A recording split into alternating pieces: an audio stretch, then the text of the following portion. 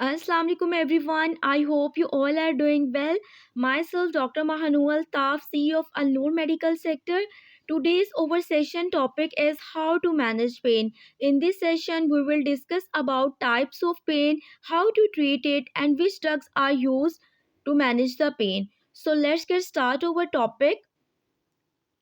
Pen की बात की जाए तो पेन हमारे पास एक हाईली अनप्लेजेंट फिजिकल सेंसेशन है. It can cause by illness.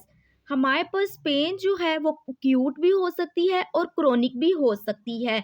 ये एक अनप्लेजेंट फिजिकल सेंसेशन होती है. एक्यूट पेन की बात की जाए तो ये हमारे पास एक वार्निंग साइन भी होता है और एक प्रोटेक्टिव मैकेनिज्म है जो कि इंडिकेट करता है पोटेंशियल डैमेज को और हमें आगाह करता है कि हमारी बॉडी के अंदर कहीं ना कोई डैमेज हुआ है और हमें उसे ट्रीट करना है. और एक्यूट पेन जो है वो लेस देन 1 मंथ तक रहती है. और जो हमारी एक्यूट पेन है वो किस वजह से हो सकती है? किसी ट्रॉमा की वजह से, इलनेस की वजह से, सर्जरी के बाद भी हो सकती है, स्टिचेस की पेन हो सकती है. It serves as a warning of disease. Warning sign है, एक प्रोटेक्टिव मैकेनिज्म है ये हमारे पास. नेक्स्ट अगर हम एक्यूट पेन की बात करें तो ये हमारे पास लॉन्ग स्टैंडिंग पेन होती है जो कि मोर देन 6 मंथ तक रहती है और पेशेंट काफ़ी लंबे अरसे से पेन के साथ सफ़र कर रहा होता है. और क्रोनिक पेन जो है पेशेंट को इमोशनली और साइकोलॉजिकली भी डैमेज करती है और ये हमारे पास कोई प्रोटेक्टिव रोल प्ले नहीं करती इन प्रिवेंटिंग टिश्यू डिजीज़, बल्कि ये और कॉम्प्लिकेशंस को इंक्रीज कर देती है. ऑलरेडी कोई डिजीज़ हुई है उसकी वजह से और भी डिजीज़ होने के चांसेस होते हैं. क्रोनिक पेन में हमारे पास आर्थराइटिस आ सकता है. इसमें पेशेंट को ऑन एंड ऑफ जो है ना पेन होती रहती है या कॉन्टीन्यूसली पेन रहती है. और ये क्रोनिक पेन जो है पेशेंट की लाइफस्टाइल को भी इफ़ेक्ट करती है. पेशेंट जो है अपना कोई भी काम प्रॉपरली नहीं कर पाता, हर टाइम फटीग रहता है, पेन रहता है, एक डिप्रेशन रहता है और इलनेस रहती है. नेक्स्ट टाइप्स ऑफ पेन को देखा जाए तो हमारे पास पेन की दो मेन टाइप्स है, नोसिसेप्टिव पेन और दूसरी हमारे पास है न्यूरोपैथिक पेन. सबसे पहले जो है हम डिस्कस कर लेते हैं नोसिसेप्टिव पेन को. नोसिसेप्टिव पेन जो है हमारे पास is a type of pain cause by damage to body tissues. Body tissues जो है वो डैमेज हो गए हैं. लाइक फॉर एग्जांपल कोई कार ने हिट कर लिया है, बर्न हो गया है, एसिड वगैरह कोई केमिकल बॉडी पर स्किन पर गिर गया है, उससे जो है नोसिसेप्टिव पेन कहते हैं. अब नोसिसेप्टिव जो पेन है इसकी भी फर्दर हमारे पास टाइप्स आती हैं. एक हमारे पास आती है सोमैटिक पेन और दूसरी हमारे पास आती है विसरल पेन. सोमैटिक पेन जो है बेसिकली लोकलाइज्ड शार्प पेन होती है और इसमें जो है हमारे स्किन, मसल्स, जॉइंट्स और बोन्स इफेक्ट होती हैं. एग्जाम्पल देखी जाए सोमैटिक पेन की, कोई नाइफ है उसने हाथ को कट कर दिया है, इसमें हमारे पास लोकलाइज्ड शार्प पेन होगी. सेकंड जो टाइप आती है हमारे पास नोसिसेप्टिव पेन की, वो हमारे पास है विसरल पेन. विसरल पेन जो है बेसिकली ऑर्गन्स की पेन होती है और ये हमारे पास डल डिफ्यूज पेन होती है. बेसिकली ये हमारे ऑर्गन्स को इफ़ेक्ट कर रहा है. इसमें हम एग्जांपल में देखें तो मायोकार्डियल पेन आ सकती है और अपेंडिसाइटिस की पेन आप देखेंगे तो अराउंड द एम्बलाइकल होती है. स्टार्टिंग में ये एम्बलाइकल के अराउंड होती है और बाद में आप देखेंगे कि ये हमारे जो है लोअर क्वाड्रेंट में पेन जो है फील होती है राइट साइड के. देन ये हमारे पास सोमैटिक पेन में चली जाती है. लोकलाइज्ड शार्प पेन होती है, पहले अराउंड द एम्बलाइकल होती है, देन पेन जाती है हमारे राइट लोअर क्वाड्रेंट के अंदर. गर्ड की पेन देखी जाए तो पेन जो है बिहाइंड द चेस्ट जो है फील होती है गैस्ट्रोइसोफेजियल रिफ्लेक्स डिजीज में. सोमैटिक पेन आप ये डायग्राम में भी देख सकते हैं. Somatic pain originates from musculoskeletal joint cutaneous nociceptors and is often well localized. Often localized pain होती है, गाउट, ओए इसमें आ जाता है, स्किन इंसिजन हो गई है, कोई लेसरेशन हो गया स्किन के ऊपर, ट्रॉमा इंड्यूस्ड पेन वगैरह हो सकती हैं। विसरल पेन्स को देखा जाए originates in nociceptors located in hollow organs and smooth muscles, dysmenorrhoea, gastritis, appendicitis, acute pancreatitis, हमारे ऑर्गन्स की पेन होगी, डल और डिफ्यूज पेन होती है ये। नेक्स्ट हमारे पास आती है न्यूरोपैथिक पेन।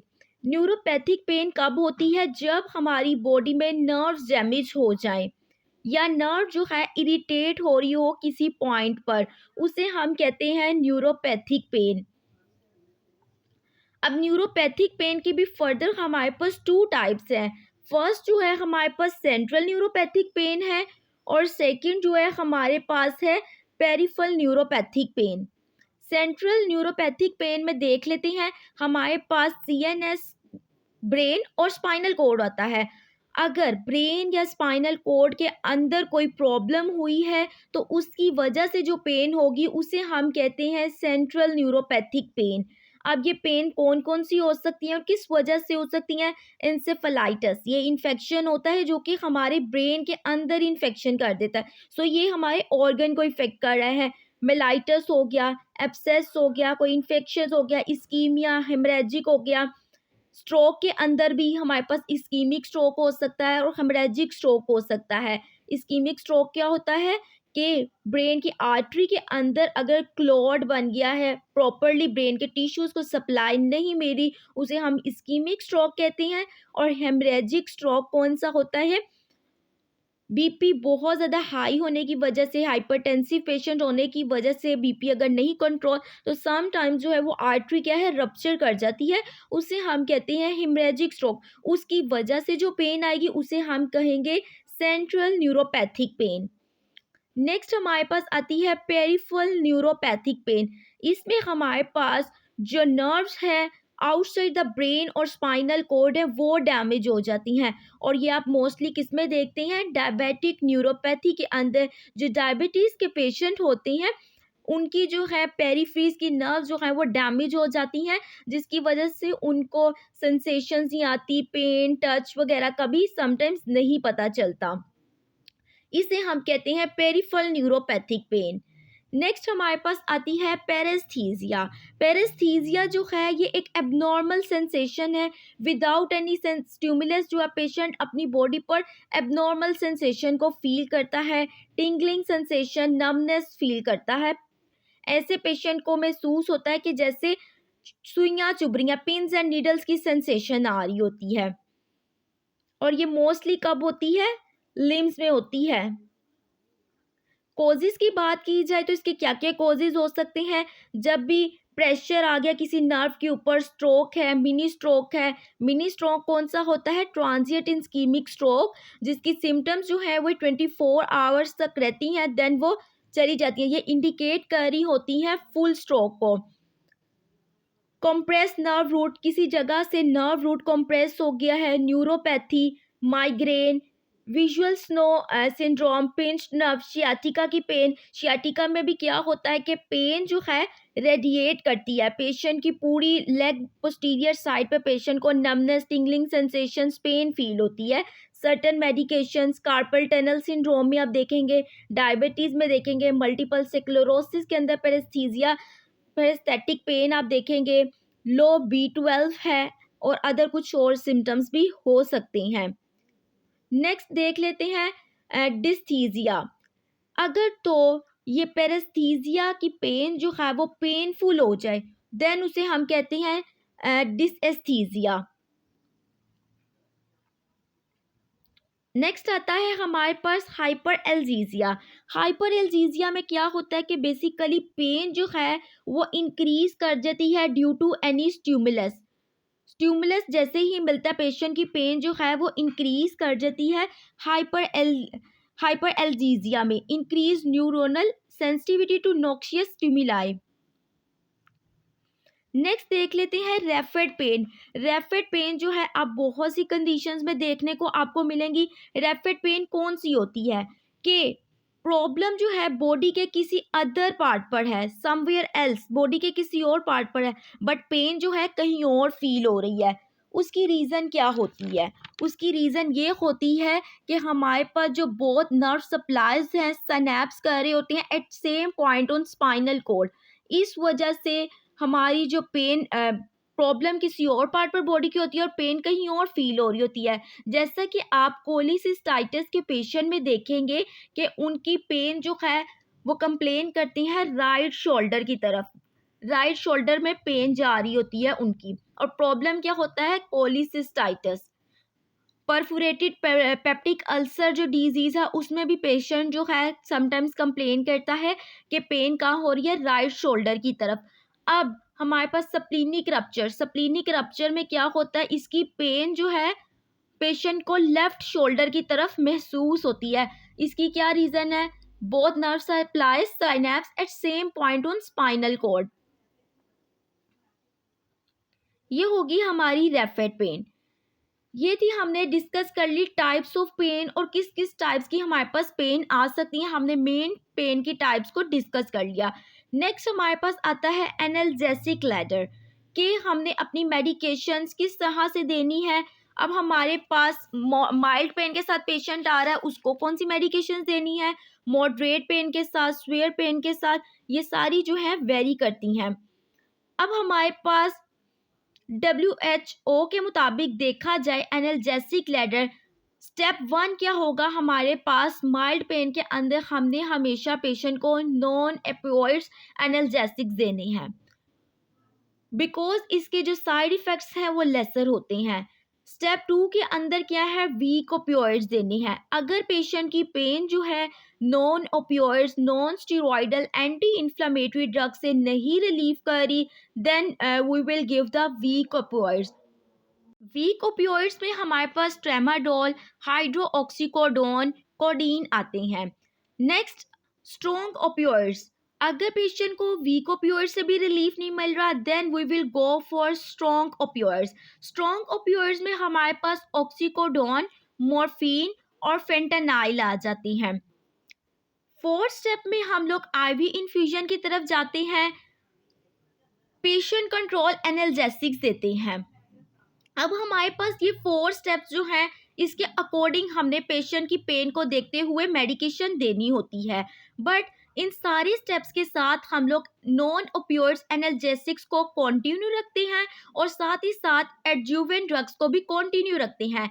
इनको साथ कंटिन्यू रखने का मकसद क्या होता है कि हमारे पास जो ओपियोइड्स हैं, वीक और स्ट्रॉन्ग ओपियोइड्स हैं, इनकी हम पोटेंसी को लो कर देते हैं, जिसकी वजह से साइड इफ़ेक्ट जो है वो कम होते हैं। यू नो कि हमारे पास ओपियोइड्स के जो हैं साइड इफ़ेक्ट ज़्यादा होते हैं, सो उन साइड इफ़ेक्ट्स को कंपनसेट करने के लिए हम एनसिड्स और एडजुवेंट ड्रग्स को साथ कंटिन्यू रखते हैं।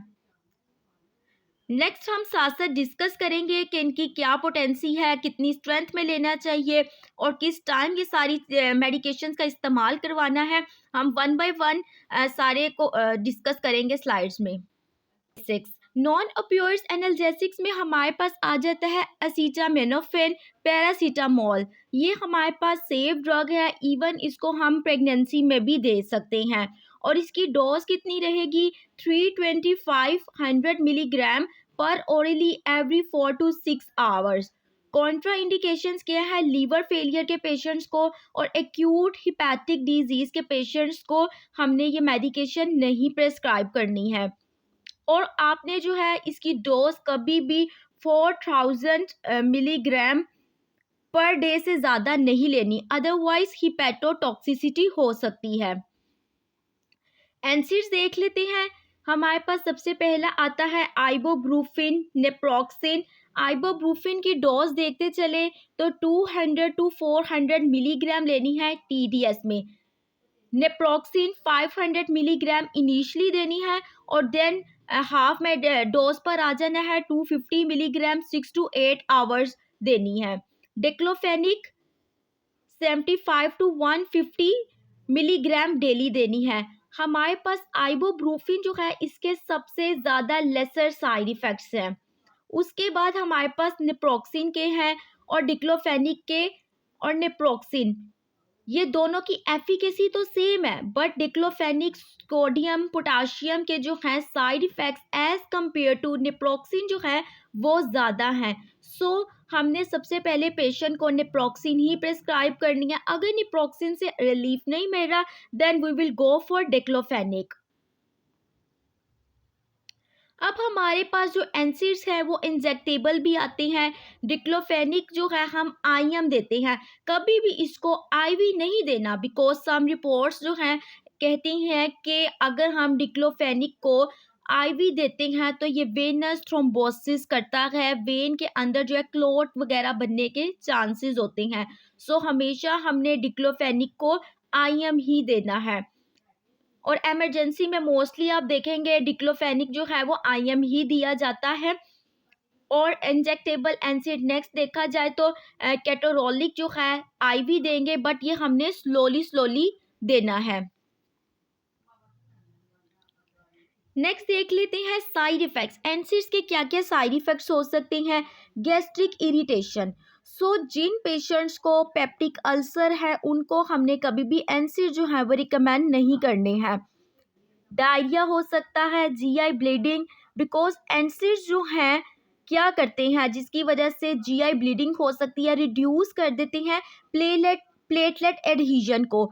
एक्सासरबेट asthma because it can block the leukotriene pathway.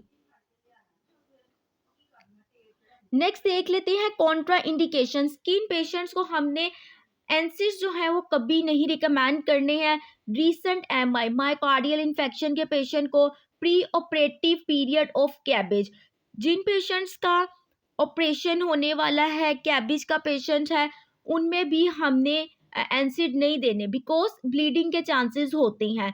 Accept low dose of aspirin, हम एनसिड दे सकते हैं बट ओनली एस्पिरिन, और उसकी भी हमने लो डोज ही देनी है।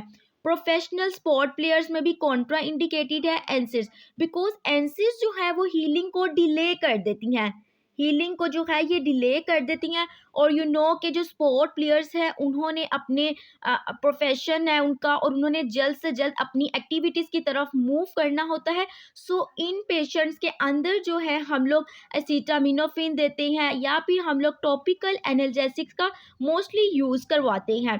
Avoid giving NSAIDs already taking aspirin. जो पेशेंट एनसिड्स ले रहे हैं उनको साथ कभी भी एस्पिरिन नहीं देनी। एनसिड और एस्पिरिन का साथ कभी भी इस्तेमाल नहीं करना, because it can damage the stomach. Next हम बात करते चलें वीक ओपियोइड्स की, तो इसमें हमारे पास ऑक्सीकोडोन, हाइड्रोमोरफोन और ट्रेमाडोल आते हैं। इनकी डोज की बात करें तो हमने 4 to 6 आवर्स के लिए देनी है, 4 to 6 आवर्स के बाद देनी है 5 to 30 मिलीग्राम पर ओरली। हाइड्रोमोरफिन जो है 2 to 4 मिलीग्राम पर orally every 4 to 6 hours as needed. Tramadol 50 to 100 milligram every 4 to 6 hours as needed.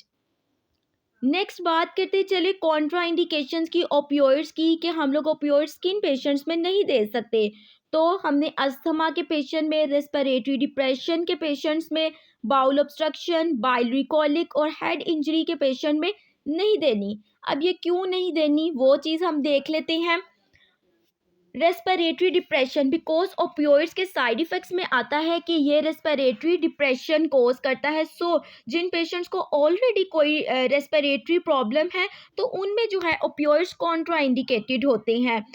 और इसके अलावा जो ओपियोइड्स है हाइपोटेंशन भी कोज करता है। सो बिलो बीपी जिनका होता है उनमें भी ये कॉन्ट्रा इंडिकेटेड है।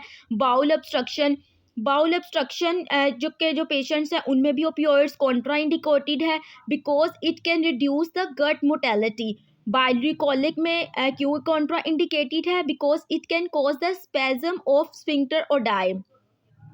हेड इंजरीज, अगर किसी पेशेंट की हेड इंजरी हुई है तब भी हमने ओपियोइड्स नहीं देने हैं, बिकॉज ये क्या करता है कि हमारे जो प्यूपल है उसको कॉन्स्ट्रिक्ट कर देता है। और जब भी हेड इंजरी के साथ पेशेंट आता है तो हमने उसका जीसीएस स्केल भी चेक करना होता है, उसकी डायग्नोसिस बनाना होता है, ताकि हम उस डायग्नोसिस के अकॉर्डिंग प्रॉपर ट्रीटमेंट प्रोटोकॉल जो है डिज़ाइन कर सकें। सो ये जो है ना सिम्टम्स को मास्क कर देता है, सिम्टम्स को छुपा देता है। सो इसलिए हेड इंजरी के पेशेंट्स में भी हम ओपियोइड्स नहीं देते हैं।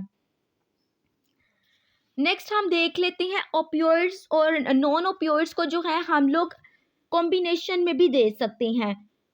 अब कॉम्बिनेशन में कौन कौन से देख सकते हैं, hydrocodone and आइबोब्रूफिन, oxycodone and acetaminophen. और जब भी हमने इनको कॉम्बिनेशन में देना है तो हमने मोनीटर करना है पेशेंट को 72 आवर्स के लिए कि रेस्पिरेटरी डिप्रेशन तो नहीं हो रहा। और एक मेन चीज़ मैं आपको बताती चलूँ तो हमारे पास जो ट्रेमाडोल है ना, वो आपने कभी भी एपिलेप्सी के पेशेंट्स को रिकमेंड नहीं करनी है। हाइड्रोकोडोन और आइबोब्रूफिन की जो है हम डोज देख लें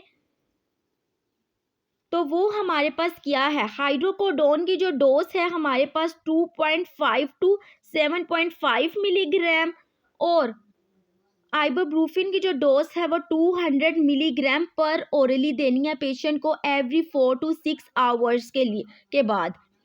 ऑक्सीकोडोन और एसिटामिनोफिन अगर इन दोनों को यूज़ करवानी है, इनकी डोज की बात करते चले, ऑक्सीकोडोन की डोज जो है 2.5 टू 10 मिलीग्राम तक हम लोग यूज़ करवा सकते हैं, और एसिटामिनोफिन जो है वो 300 टू 325 मिलीग्राम पर ओरली जो है प्रिस्क्राइब करनी है every 6 hours as needed.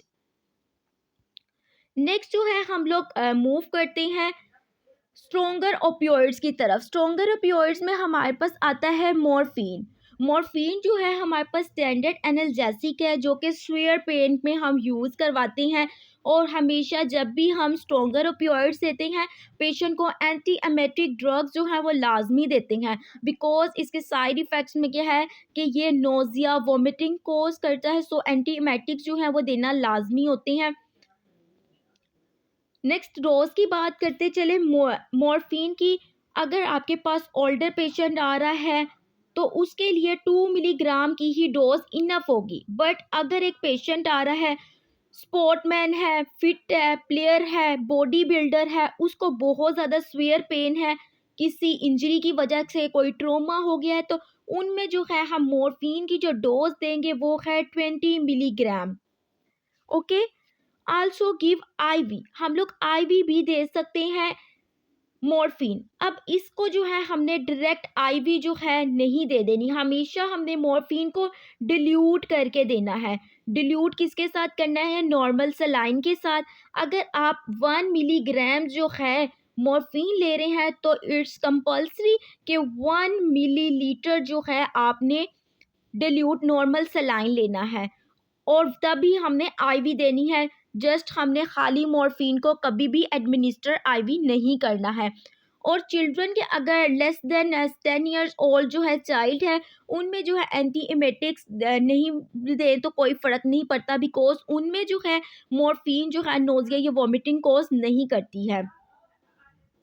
Next देख लेते हैं एनाल्जेसिक सपोजिटरीज।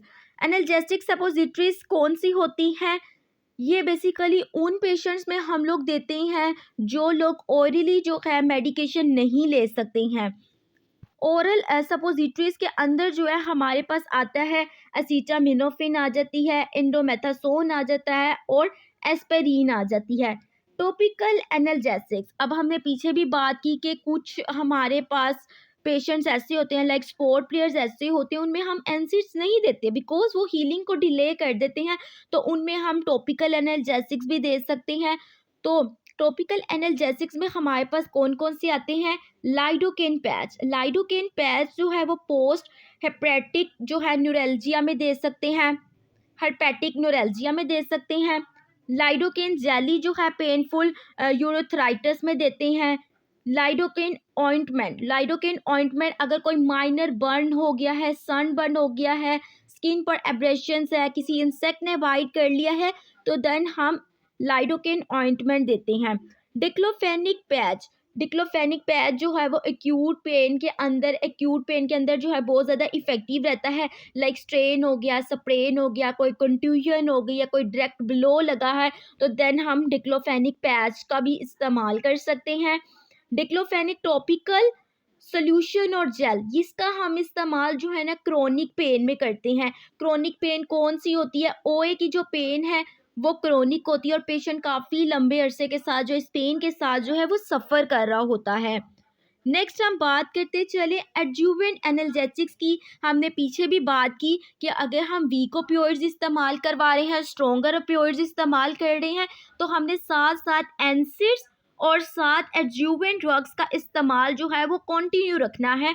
बिकॉज जब हम इसका इस्तेमाल करते हैं तो जो हमारे ओपियोइड्स हैं जिनके साइड इफ़ेक्ट ज़्यादा हैं, उनकी पोटेंसी जो है वो हम डिक्रीज़ कर देते हैं, वो लोअर पोटेंसी में पेशेंट को देते हैं, जिसकी वजह से पेशेंट को फर्दर कॉम्प्लिकेशन और किसी साइड इफ़ेक्ट से का ज़्यादा सामना नहीं करना पड़ता।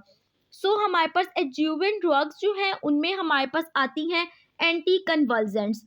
एंटी कन्वल्जेंट्स में हमारे पास गैबापेंटीन आती है, प्रीगैबलिन आती है, कार्बामेज़ापाइन आती है। अब हम इसकी डोज की बात करते चलें। अगर गैबापेंटीन का इस्तेमाल कर रहे हैं, 300 मिलीग्राम की जो है टैबलेट लेनी है, पेशेंट को देनी है, पर ओरली देनी है। यहाँ पर मैं मेंशन कर दूं ताकि आपको इजीली समझ आ जाए। 300 मिलीग्राम की टैबलेट देनी है पर ओरली। फर्स्ट डे देनी है 300 की, और देन एवरी 12 आवर्स के बाद on second day, and then every 8 hours on third day. और ये हम पोस्ट हर्पेटिक न्यूरल्जिया में देते हैं। प्री गैबलिन की डोज जो है देखी जाए तो 775 मिलीग्राम पर orally every 6 to 12 hours. Diabetic neuropathy में देते हैं, स्पाइनल कॉर्ड की कोई इंजरी हो गई है उसमें देंगे प्रीगैबलिन। कार्बामेज़ापाइन जो है इसकी डोज जो है 100 मिलीग्राम पर orally every 12 hours trigeminal neuralgia में हम देते हैं। इसमें जो है हमारी ट्राइजेमिनल न्यूरल्जिया में क्या होता है कि ट्राइजेमिनल नर्व जो है उसमें जो है प्रॉब्लम आती है, जिसकी वजह से पेशेंट को है सीवियर पेन होती है। नेक्स्ट हमारे पास आ जाते हैं मसल रिलैक्सेंट्स। मसल रिलैक्सेंट्स में हमारे पास आएगा साइक्लोबेंजापिन, बैक्लोफिन, मेथोकार्बामोल। अब इनकी डोज की बात करते चलें तो साइक्लोबेंजापिन की जो है 5 to 10 मिलीग्राम पर ओरली एवरी 8 आवर्स। बैक्लोफेनिक की 5 मिलीग्राम पर ओरली देनी है एवरी 8 आवर्स के बाद।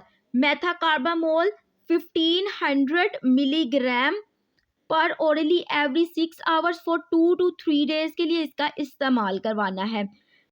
नेक्स्ट हम एंटी डिप्रेसेंट्स देखते चलें तो इसमें हमारे पास आता है एमिट्रिप्टिलिन, क्लोमिप्रामिन, डॉक्सीपिन, वेंटाफेक्सिन, डोलोक्सिटिन। इनकी डोज की बात करते चले। एमिट्रिप्टिलिन की जो डोज है वो हमने देनी है 10 to 150 मिलीग्राम पर ओरली वंस डेली देनी है। क्लोमिप्रामिन 25 to 250 मिलीग्राम पर ओरली और वंस डेली देनी है। डॉक्सीपिन की जो डोज है वो हमारे पास है 10 to 150 मिलीग्राम पर ओरली और वंस डेली देनी है, ओडी में देनी है। वेंटाफेक्सिन जो है हमारे पास, इसकी डोज की हम लोग बात करते चलें तो हमारे पास जो है 10 to 150 मिलीग्राम देनी है पर ऑलरेडी वंस डेली में देनी है। ये रहा हमारा आज का लेक्चर। एक बार हम इसको समराइज कर लेते हैं कि हमने आज के लेक्चर में क्या क्या डिस्कस किया। पेन क्या होती है, पेन की जो है एक्यूट पेन क्या होती है। एक्यूट पेन जो है हमारे पास लेस देन 1 मंथ तक रहती है। उसके बाद हमारे पास आती है क्रोनिक पेन जो कि ग्रेटर देन 6 मंथ, 6 मंथ से जो है वो ज़्यादा रहती है। उसके बाद हमारे पास आ जाती हैं types of pain. Types of pain में हमारे पास नोसिसेप्टिव पेन आती है। नोसिसेप्टिव पेन की फर्दर 2 टाइप्स है, सोमैटिक पेन और विसरल पेन। सोमैटिक पेन जो है हमारे पास लोकलाइज शार्प पेन होती है, और हमारे पास जो विसरल पेन है वो ऑर्गन्स की पेन होती है जो कि डल और डिफ्यूज पेन होती है। नेक्स्ट हमारे पास जो है हमने डिस्कस किया न्यूरोपैथिक पेन को। अगर बॉडी के में नर्व्स डैमेज हो गई हैं उसे हम न्यूरोपैथिक पेन आ रही है, नर्व इरिटेशन हो रही है, कंप्रेस कर रही है, उसे हम न्यूरोपैथिक पेन कहते हैं। न्यूरोपैथिक पेन की भी फर्दर 2 टाइप्स हमने डिस्कस की, central neuropathic pain and peripheral neuropathic pain. Next हमारे पास पैरास्थीजिया आ जाता है, उसके कॉजेज क्या हैं, डिसएस्थीजिया क्या है, हाइपरएल्जीजिया क्या है, रेफर्ड पेन क्या होती है और रेफर्ड पेन की क्या वजह है जिसकी वजह से इफेक्ट कोई और पार्ट होता है और पेन कोई और कहीं और रीजन पर फील हो रही है। देन हमने एनाल्जेसिक लैडर को डिस्कस किया जो कि बहुत इंपॉर्टेंट है। नॉन एपियोइड एनाल्जेसिक्स कौन कौन से होते हैं वो हमने देखे। एनसिड्स हमारे पास कौन से होते हैं, आइबोब्रूफिन, नेप्रोक्सिन, डिक्लोफेनिक। नेक्स्ट हमारे पास जो हम इंजेक्टेबल जो है हमारे पास एनसिड्स हैं वो हमने डिस्कस किए। नेक्स्ट हमने देख लिए उनके एनसिड्स के साइड इफ़ेक्ट्स देखे। कौन से ऐसे पेशेंट्स हैं कॉन्ट्राइंडिकेशन है उनमें एनसिड्स नहीं दे सकते। ओपियोइड्स देखे, वीक ओपियोइड्स देखे हमने, उनकी क्या कॉन्ट्राइंडिकेशंस हैं। कॉम्बिनेशन में अगर ड्रग्स इस्तेमाल करेंगे तो किस तरह से करनी है, उनकी क्या डोज रहेगी, इसके अलावा कौन सी हमने जो है सिम्टम्स को नोट डाउन करना है 72 आवर्स के लिए। नेक्स्ट हमने डिस्कस किया स्ट्रॉन्ग ओपियोइड्स को फॉर स्वेयर पेन में जो यूज़ होती हैं। एनाल्जेसिक्स सपोजिटरीज कौन कौन सी हैं, टॉपिकल एनाल्जेसिक्स कौन से हैं, एडजुवेंट एनाल्जेसिक्स कौन से हैं, वो सारे हमने डिस्कस किए। That's all done from my side. If you people have any question, then you can ask in the comment box. Inshallah, I will answer you. Allah Hafiz everyone.